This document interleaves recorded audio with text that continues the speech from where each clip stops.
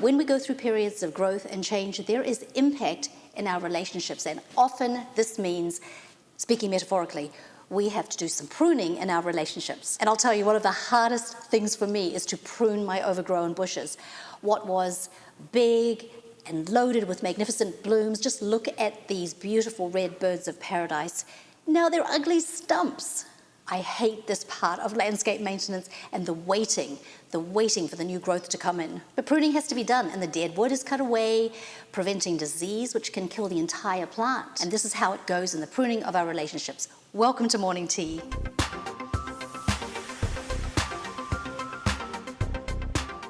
I'm Joanne Jolee, and I am so glad you're here. If you're new, would you take a second to subscribe, and let's help our friends, the YouTube bots, along. So let's jump right in. The trimming of our relationships is vitally important because, number one, relationships are built with an investment of our most valuable resource, time.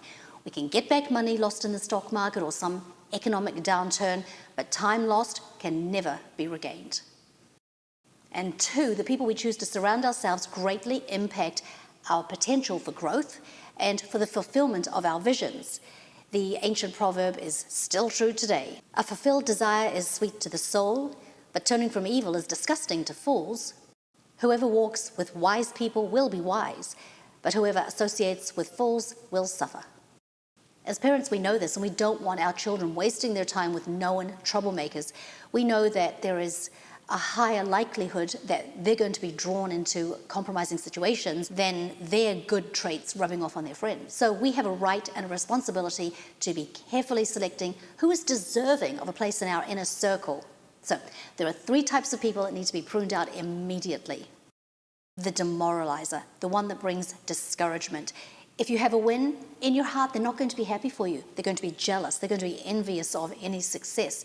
They're not capable of sharing with you in the happiness you're experiencing. And the impact will be a dampening of your spirit, maybe even a feeling of guilt. But the bottom line is they bring you down.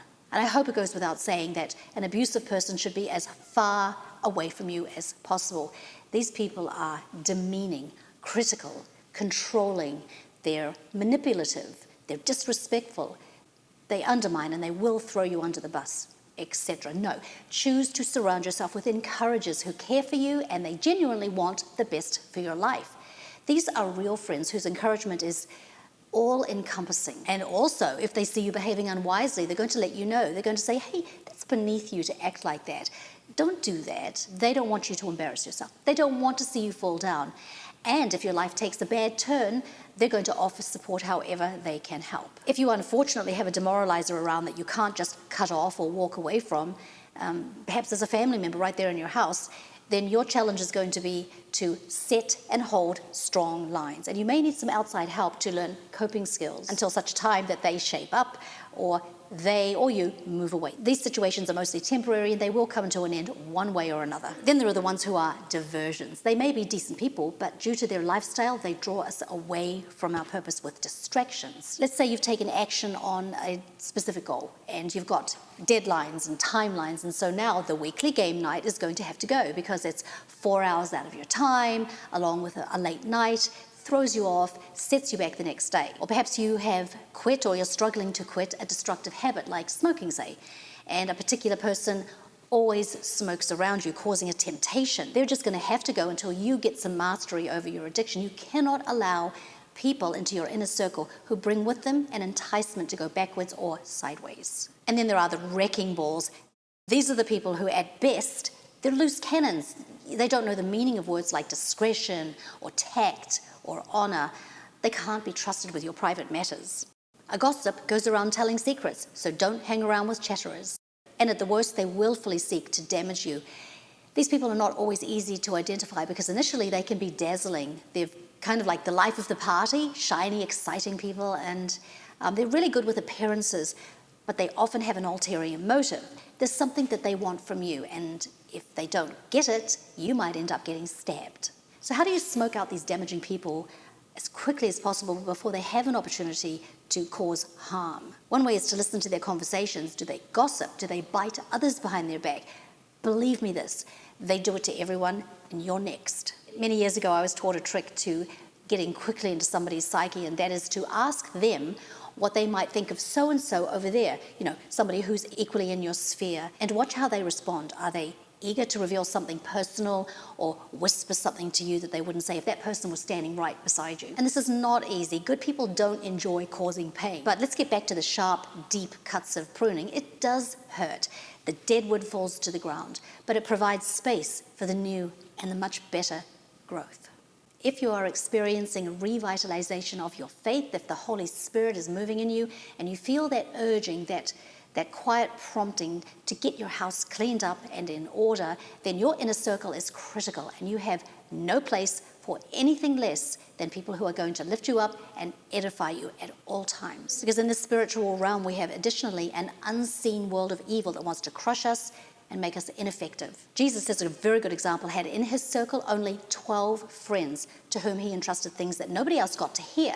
In fact, many times he spoke to the masses in parables, knowing that the full meaning would be lost on them. He did explain things very clearly to his group of disciples. And out of those 12, only 3 were his most trusted friends in that closed inner circle, to who he included at monumental events, like the Transfiguration, where he brought them to a meeting with Moses and Elijah. What a conversation that must have been. I want to share with you a beautiful story about faith friends.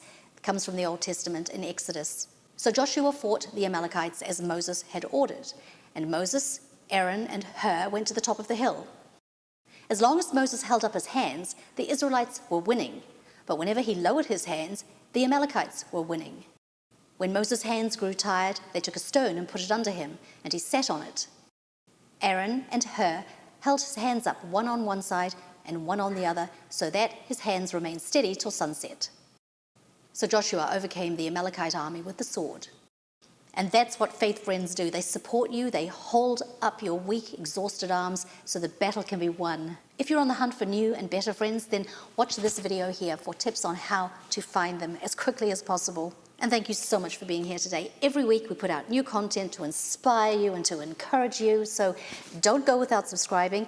And remember, look for the blessings. They're all around you. Bye-bye. Where would be the trial?